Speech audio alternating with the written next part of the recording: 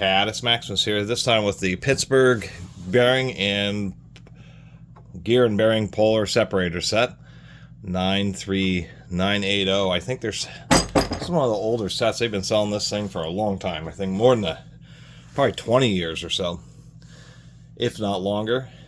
$55 normal price. The coupons and stuff, you can get it around $40 to $45. Obviously, being the Pittsburgh, it has lots of complaints, although for some it does work even under pretty heavy-duty situations. I actually picked this up from a garage sale, so I had a larger bearing separator, so this actually gave me a smaller one, plus the whole kit of standoffs and stuff, which is a source of one of the complaints.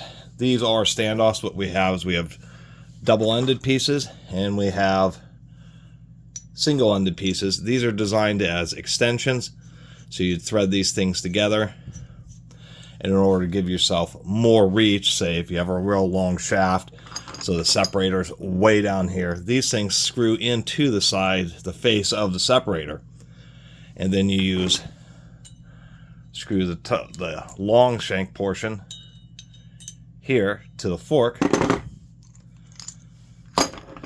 using the center bolt. This one obviously at least worked for whoever used it because it's not broken. They thread those bolts so tight that they actually crush down these washers. We'll want to replace those. Those are pretty weak. And judging by how dry this bolt is, it doesn't really seem like they used any oil at all. And you really want to oil up these kind of threads here.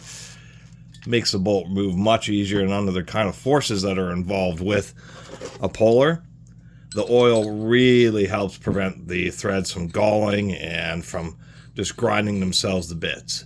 Anyway, I mean, it is relatively proper. That's a pretty squared off thread. It's designed to be a heavy duty thread. Pull this out. This fork is obviously, because that thick flashing is indeed a forged fork, so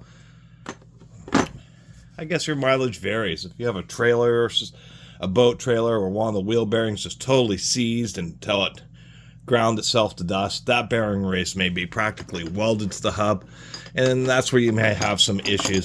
The kind of issues described with this set are a little bit, for the price of the set, it's not something I'm surprised about. One of the issues people complain about, and part of its use, is you really got to work to make sure everything's nice and square. And so these bolts that they come with, these kind of machine standoff pieces, aren't quite as strong as just having one long grade 8 or metric 12.9 bolt. And if there's just a little bit of lateral force, then the threads can break off right here at the base. If these separators aren't used properly and they're spread apart like this, and you just get this lip under the edge of the bearing, then as you're pulling, the two halves will bend upwards.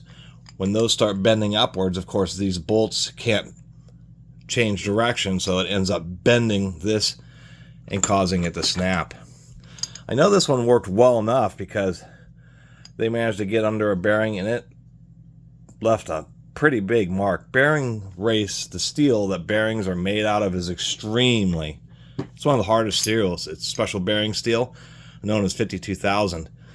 And whoever used this, I mean, it actually left a little gouge, so it worked well enough for them, at least for this person. And then they ended up selling it, and I got a set. These guillotine type separators, and that's what they are. They're both a separator and a lifter.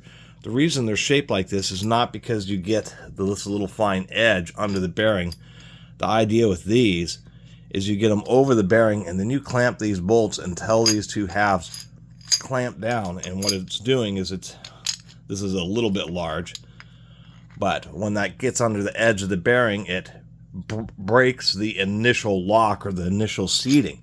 So you clamp these two together and it shoves it up just a little bit, and that upsets the surface that it was resting on. And once you get it as close as you can, like this, then you put into two cross bolts and proceed to pull the whole thing off. And that seems to be where a lot of failures come from, because I ran into a couple posts where people just put it on a little bit. You got some special particles there. put it on just on the lip, and then start pulling, and that just causes these to fold, causes these bolts to be bent or get bent. These are very fine thread bolts, so the difference between a fine thread, known as a machine thread, and a coarse thread is the fine thread has a shallower angle. You get more leverage per turn of the nut, giving you lots of clamping force in order to pull these things together to actually get that bearing to lift off of whatever surface it's on. If there's already enough space, then they'll already come, you know, totally together as close as you need them to be. So that's my little, you know, tip about using these bearing separators.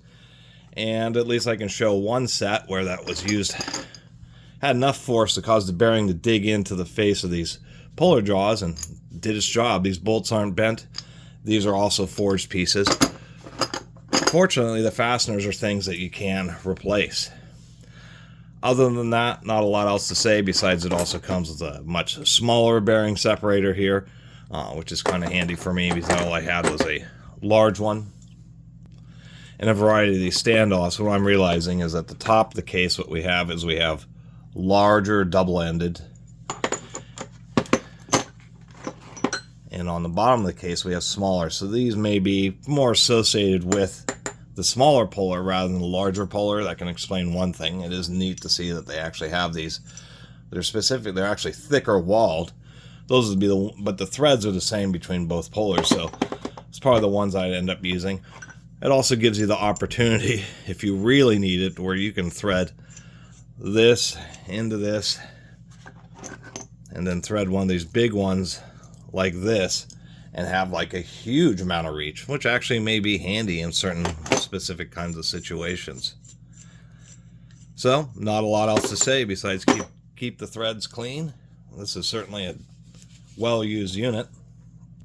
And for really stuck bearings, like I said, bearings that have failed and have been essentially welded to their shaft or other known real tough or rusted shafts, that type of thing, you just got to be real careful to make sure everything's really square when you're twisting on this bolt.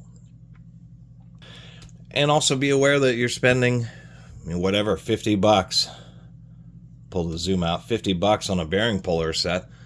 It's not going to perform like a $400 snap-on set.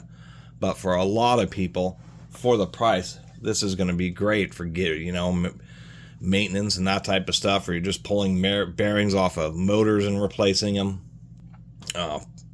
maybe pulling gears or small pulleys, that type of stuff. It's really not that bad of a set.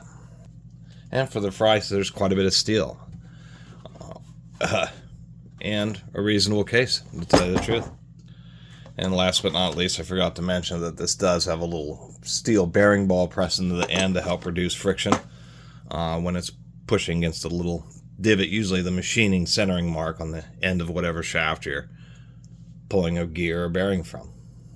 And for someone like me who works on tools, they're invaluable. This actually has a little bit more space, but many times the fans on these motors are real close to the windings, so you can't get a three-jaw puller over the fan.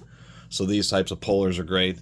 And many times like this, these rear bearings on motors are just really close, and the only way to actually get under them and get even pressure without risking breaking the field is to use a puller like this. In this situation, there is a little bit of space, but I just put on the little one, clamp it down. Now in this situation where these edges are hitting the shaft, you want to make sure to get it pulled down, but this time not super tight, because we can see that there's actually a spacer there. So you just need to be aware. This would be one of those situations where you pull it down just to where it's feeling it, or you can feel it stop, and just finger tight the nuts, and then you just use this to go ahead and pull that bearing. And that's what really excites me, is really I've been needing a small one specifically for making my life easier replacing rear bearings on power tool motors. And thanks for watching my little review of it. Anyway, you can always support the channel through the YouTube Super Thanks donation system, and we'll see you next time.